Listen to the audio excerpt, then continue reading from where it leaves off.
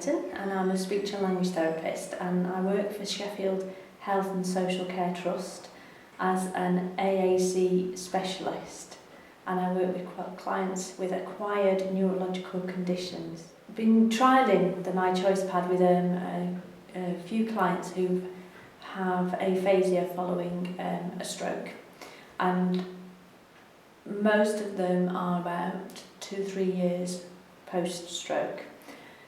Two of the clients who have trialled it have very good levels of understanding, but have much more significant difficulties with the expressive language.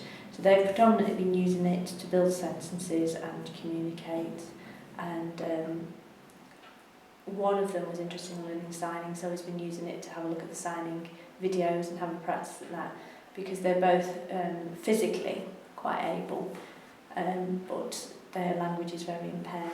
And then one gentleman I've been working with has been using it to help his communication issues around his aphasia, which for expression, but he also does have issues with understanding, so we've been using it sort of as a two-way kind of process, and as a therapeutic process as well, of him practicing putting words together using the My Choice Pad, and then he will verbally repeat them, and his wife feels, and he feels that it's enabling him to be more verbal than he was previously.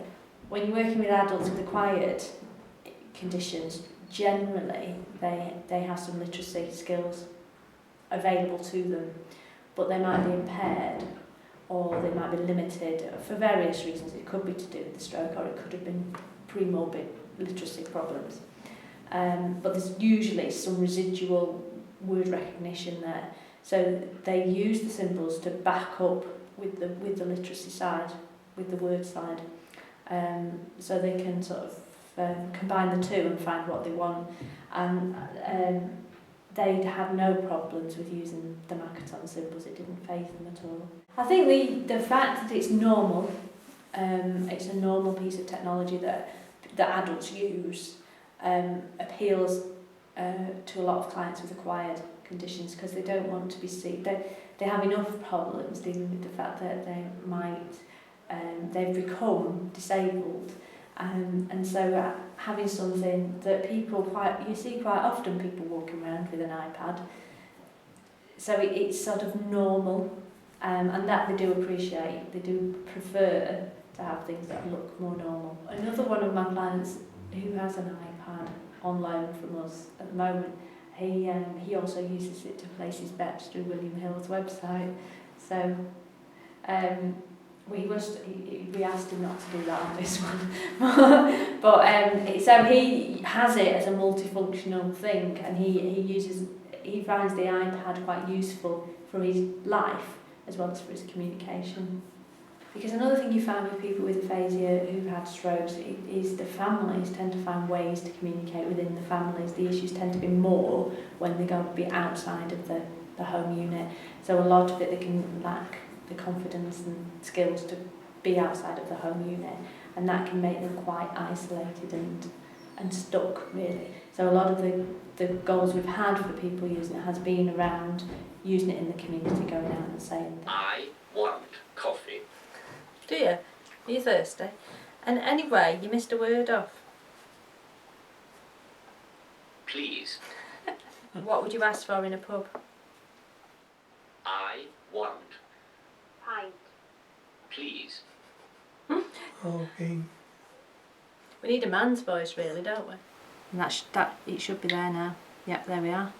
So then we just need to press save. That's the far one. Brill. Okay, so go on then. I want. Pint. Please. I want. Pint. Please. Very good. If you're having a pint, what would the lovely Michelle have over here? Red wine. Please. I want. Red wine. Please. Is that alright then, yeah? Now for me, because it's quite warm today, and it was sunny. I'll have a rosé. Rosé wine, please. I want a rosé wine, please. Cool. I like a rosé in the summer weather. What's the name of your grandchildren? Have a look along here.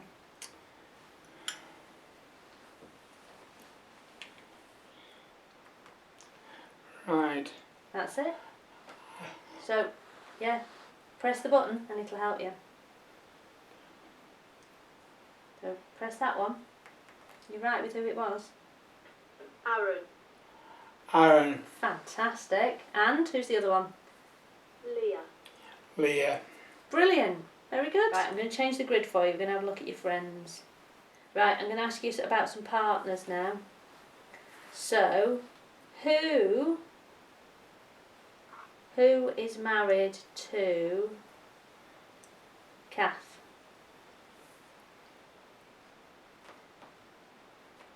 Kath, Yeah, who's married to Kath? Who's her husband?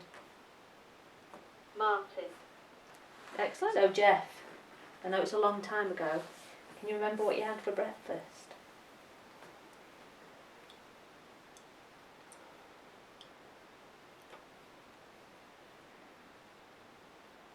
Go on. Toast. Toast? toast, Very nice. Anything on your toast? Did you have Marmite or jam? Marmite. My choice as well, I'd have Marmite.